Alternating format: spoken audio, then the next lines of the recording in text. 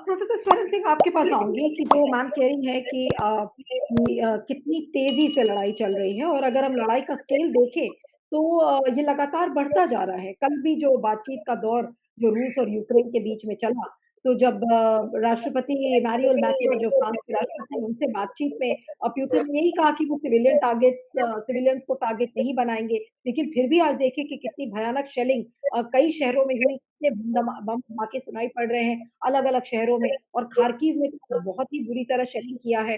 तो इसका क्या मायने है? इसका मतलब ये है कि बातचीत के दौर के साथ-साथ प्यूतिन किसी की बात सुनने वाले नहीं हैं।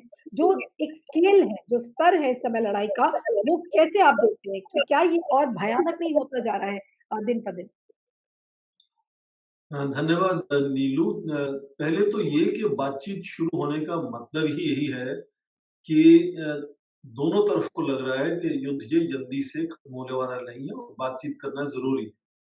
हुँ, कुछ खबरें ऐसे भी आ रही हैं कि शायद राष्ट्रपति पुतिन ने अपना घोषणा पत्र पहले से ही तैयार रखा हुआ था कि 24 या 48 घंटे में ये युद्ध खत्म करके और घोषणा पत्र जारी करेंगे, जो अब पूरा सप्ताह होने को जा रहा है। तो पहली बात तो ये कि दोनों तरफ से लग रहा है कि ये लगातार चलेगी लड़ाई और इसीलिए प्रभाव बनाने की कोशिश और कभी-कभी बातचीत के दौरान और भी कोशिश होती है कि इस तरह का दबाव बनाया जाए, भय का माहौल बनाया जाए ताकि अपनी बात मनवाने में थोड़ी-सी आसानी हो। तो जैसे आपने अभी हुँ, कहा भी कि खार्किव में आज सुबह से बहुत ज़्यादा गोलाबारी हो रही है, मिसाइल्स का अटैक हो रहा है। जी। बहुत दुखद बात है कि एक भारतीय नागरिक की मृत्यु हुई है इसमें अभी। पर ये युद्ध कितने भी अत्याधुनिक हथियारों से लड़ा जाए, उसमें जिसको हम कोलैटरल डैमेज कहते हैं, वो हमेशा उसमें होता है कि आप शत प्रतिशत आम लोगों की जीवन को समझें कि सुरक्षा मिलेगी और युद्ध चलेगा, ऐसा नहीं होगा। हालाँकि उसने कई बार कहा कि वो प्रिसिज़न एम्यूनिशन इस्तेमाल कर रहे हैं ताकि केवल सैन्य ठिकानों पर ही वो चोट करें और आम लोगों तक ये नुकसान ना पहुँचे। कुछ हद तक ये सूचना युद्ध भी इसको कह सकते हैं कि क्या दोनों तरफ से ये जो हमें खबरें मिल रही हैं कि ये कहाँ तक सच है, कहाँ तक सच नहीं है। हालाँकि जब बातचीत होती है तो उनके विश्लेषण ज़्यादा ठोस होते हैं। ये जो हमें हमें खबरें मिल रही हैं वो खबरें उनको नहीं मिल रही और दोनों देशों को मालूम है कि कितना कौन नुकसान किसका कर रहा है इस वक़्त। पर ये लगातार कोशिश होने के बावजूद आप देखें कि सारा जो बमबारी हो रही है वो दनीप्रो नदी के उत्तर की तरफ हो रही है। पश्चिम की तरफ नहीं कोई अभी नुकसान पहुँचा, पूर्व की ओर सॉरी नुकसान हो रहा है और पर उसमें भी जो पड़ोसी देश हैं, उनकी अपनी मुसीबतें हैं। भारत के एम्बेसी की देखिए इतने छोटे देश में छोटी-सी एम्बेसी भारत की होती है, उसमें थोड़े से लोग होते हैं। अब अचानक उनके ऊपर इतना बड़ा ज़िम्मेदारी जब आती है, तो उसमें ज़रूर है कि कोई कहीं न कहीं थकावट का जब पेशेंस का जब कुछ ना कुछ उसमें ऐसा हो जाता है कि कहीं न कहीं कुछ लोग नाराज़ हो जाते हैं उससे। पर ये जो सीमा पर आप देखेंगे खासकर पोलैंड की सीमा पर आज कह रहे हैं कि यूक्रेन के करीब 6,60,000 लोग पलायन कर चुके हैं। तो हुँ, कभी-कभी 3-3 घंटे उनको वहाँ लाइन में खड़े होना पड़ रहा है। वो भारतीय नागरिक ही नहीं, वो सभी जो वहाँ से निकलने की चाहे वो यूक्रेन के नागरिक हैं, उनको भी वहाँ कभी-कभी हताहत होना पड़ रहा है, परेशानी झेलनी पड़ रही है। मुझे ये थोड़ा-सा हैरानी हुई कि जो अंतर्राष्ट्रीय संगठन है कई तरह के जो अभी कहा एम्बेसडर मीरा शंकर ने कि आईसीआरसी जैसे है, रेड क्रॉस है और कई तरह के जब हादसे होते हैं विश्व भर में तो ये एजेंसियाँ अपने यहाँ वहाँ जाकर सहायता करती हैं।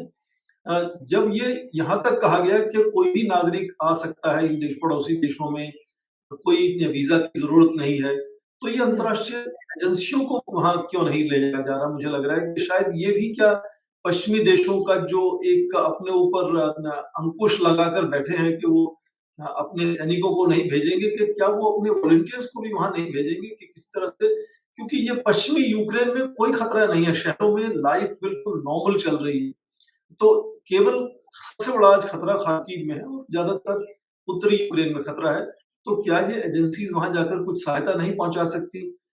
अब धीरे-धीरे कुछ साज़ो-सामान पहन पहुँचाने की बात हो रही है। आज तो सुना है कि यूक्रेन के पायलट्स पोलैंड में पहुँचे हैं और वहाँ से पोलैंड और हंगरी में से कुछ उनको लड़ाकू विमान वहाँ दिए जा रहे हैं, जो लेकर वो यूक्रेन पहुँचने वाले हैं।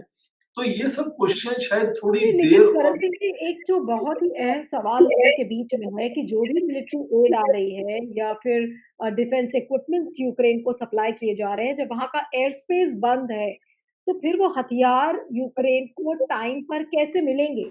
और यूक्रेन उनका इस्तेमाल कैसे करेगा? जब हर चीज़ वहाँ पर बंद सी है, तो ये जो देश जो सहायता भी करना चाह रहे हैं, वो कैसे पहुँचेंगे यूक्रेन तक?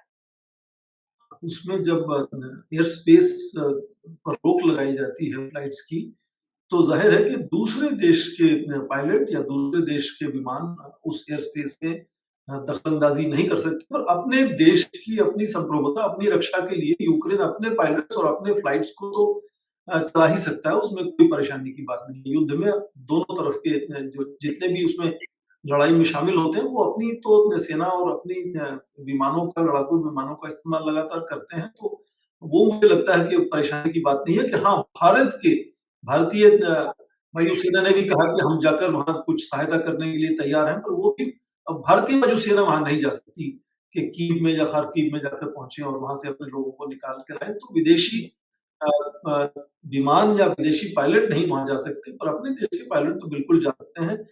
मुझे उम्मीद ये है कि सबसे अच्छी बात कम से कम ये कि जो बात पहली बार हुई उसमें ये बताया गया कि बात जारी रहेगी और जल्द से फिर वो दोनों तरफ से मुलाकात होगी, कहाँ होगी नहीं पता अभी तक। पर सब लोगों की ये कोशिश है आज कि कम से कम वहाँ सीज़ फायर कुछ घंटों, कुछ दिनों के लिए ज़रूर पहले लाई जाए और शायद ये अपनी बात मनवाने का ही हिस्सा है कि जैसी खबरें आ रही हैं कि खार्किव पर आज बहुत ज़बरदस्त हमले हुए हैं और बड़ा लंबा काफ़िला जो साज़ो-सामान का, टैंक्स का, बख्तरबंद गाड़ियों का, वो कीव की तरफ बढ़ रहा है। उसको बताया कि 30 मील लंबा वो काफ़िला है अपने आप में। तो ये शायद भय का और दबाव का माहौल बनाने की कोशिश है रूस की तरफ से यदि ये बात सच है तो, ताकि अगली बातचीत में वो अपनी मनमानी जो बात करवाना चाहते हैं वो करवा सकें। राष्ट्रपति ज़ेलेंस्की ने जस्ट छोटी-सी बात जोड़ूँगा आज एक और प्रार्थना पत्र पर हस्ताक्षर किए कि वो यूरोपियन यूनियन की सदस्यता के लिए जी। उन्होंने भेजा है अपना प्रार्थना पत्र। और मुझे लगता है कि वो अपने आप में बड़ी अच्छी कोई रणनीति नहीं है क्योंकि अ, सबसे पहले वो इस तरह का जब कदम बढ़ाते हैं तो राष्ट्रपति पुतिन को नाराज़ करने की वो एक सीधी उसकी नतीजा निकलेगा जबकि सदस्यता लेने में क्रोएशिया पिछला देश था जिसको जिसको सदस्यता दी है यूरोपियन यूनियन ने 10 साल तक नेगोशिएशन चली।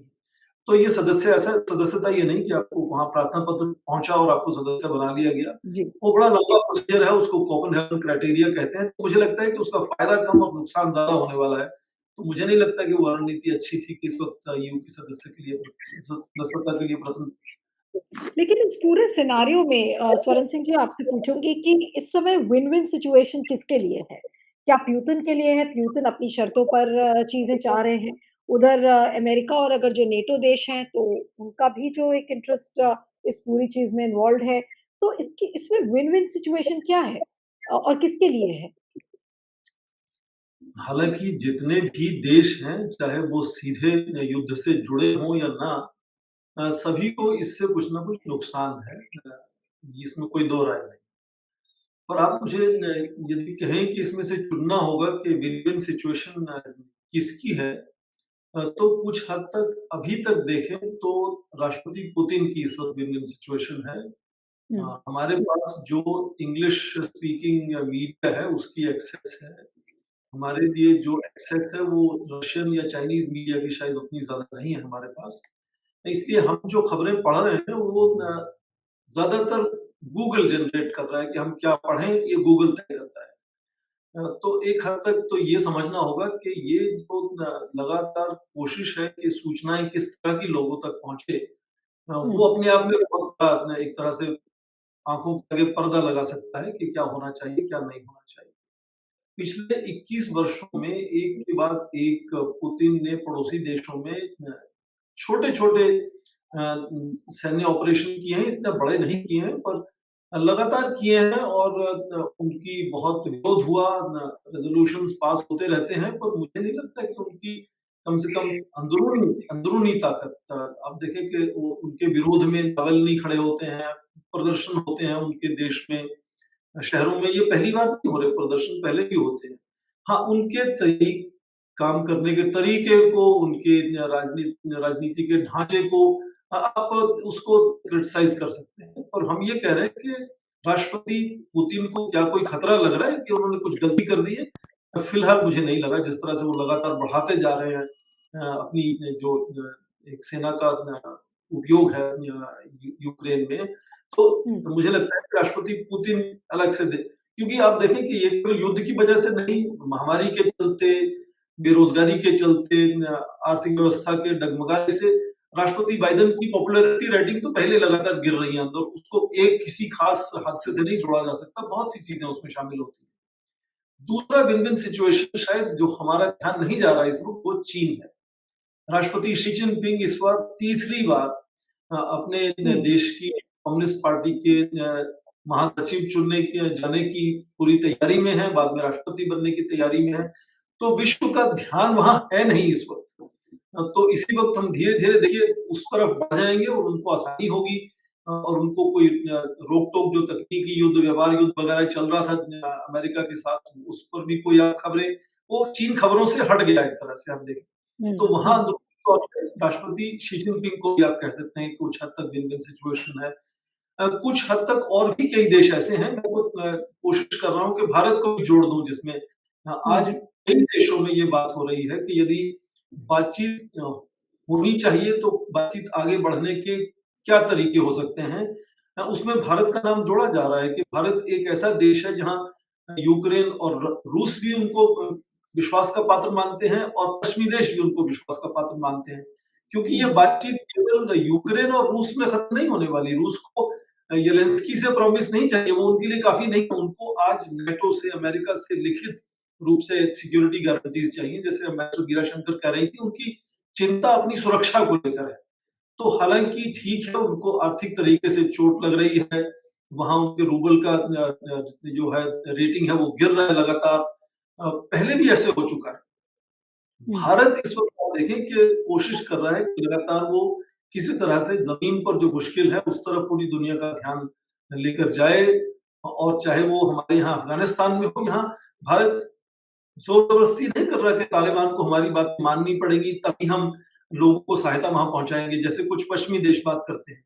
भारत कहता है कि लोगों तक सहायता पहुँचाना बड़ा ज़रूरी है और जल्द होना चाहिए और वहाँ मुझे लगता है पश्चिमी देशों ने काफ़ी मुझे लगता है कि अच्छा रवैया नहीं अपनाया। उनका जो परिभाषा है, उनका जो अप्रोच है, जो एक्सप्लेनेशन है, वो ये है कि पश्चिमी देश नहीं चाहते थे कि रूस को न्यूक्लियर एस्केलेशन करने का एक मौका मिले यदि नाटो सीधा उसमें घुसता है और दूसरा ये भी कहते हैं कि यदि बाहर के देश लगातार बहुत जल्द से घुस जाते हैं, तो यूक्रेन के सैनिकों को, लोगों को शायद लगेगा नहीं कि हमने युद्ध जीता है। तो पश्चिमी देश ये भी कहते हैं कई बार इस तरह से एक्सप्लेनेशन देने की कोशिश करते हैं कि हमारी सहायता परोक्ष होनी चाहिए, प्रत्यक्ष नहीं होनी चाहिए ताकि सैनिकों को, लोगों को और नेताओं को यूक्रेन में ये लगे कि युद्ध में जीत उनकी हुई है। क्योंकि हुँ, यदि बाहर के देश आकर वहाँ कुछ करते हैं तो ठीक है, रूस की सेना तो फिर वही हो जाएगा कि आधा यूक्रेन रूस की सेना के पास हो जाएगा, आधा यूक्रेन जो है वो कीव जो है वो 1961 वाला बर्लिन हो जाएगा एक तरह से। तो वो उसमें यूक्रेन का नुकसान है, तो इसलिए पश्चिमी देश ये भी एक परिभाषा देते हैं, एक्सप्लेनेशन देते हैं कि वो परोक्ष रूप से धीरे-धीरे इसलिए सहायता कर रहे हैं ताकि यूक्रेन को लगे कि हाँ, हमारा युद्ध है और हमने ये युद्ध जीता है, जबकि हुँ, वो पीछे से सहायता हो रही है। तो हो सकता है कि कुछ सहायता ऐसी भी हो जो आज हमें नहीं है मालूम, हो सकता है 30 साल बाद कुछ अध्यापक, शोधक उसको पढ़ेंगे डॉक्यूमेंट्स को, किस तरह से सूचना युद्ध चल रहा था और पश्चिमी देशों ने किस तरह से उस सूचना युद्ध में एक तरह की रणनीति अपनाई और राष्ट्रपति पुतिन को दुनिया का एक तरह से विलेन करार करने की कोशिश जी, की। या जो जी, प्रदर्शन हो रहे हैं उसमें वो लोग अपने आप से कर रहे हैं या खुद से करवाए जा रहे हैं। ये चीज़ें हुँ, आर्काइव्स में मिलती हैं बाद में। इन पर हुँ, केवल हम अंदाज़ा लगा सकते हैं कुछ हद तक। क्योंकि जी, यदि आप देखें जो जो सॉरी रूस और यूक्रेन की आपसी ताकत है, उसमें बहुत फ़र्क है। हुँ, रूस के ही गुना सैनिकों की ताकत ही देखें तो वो 9 या 10 लाख रूस की सेना है, यहाँ 2 लाख सेना है इनके पास हुँ। और बहुत से ऐसे हथियार हैं जो यूक्रेन के पास है ही नहीं।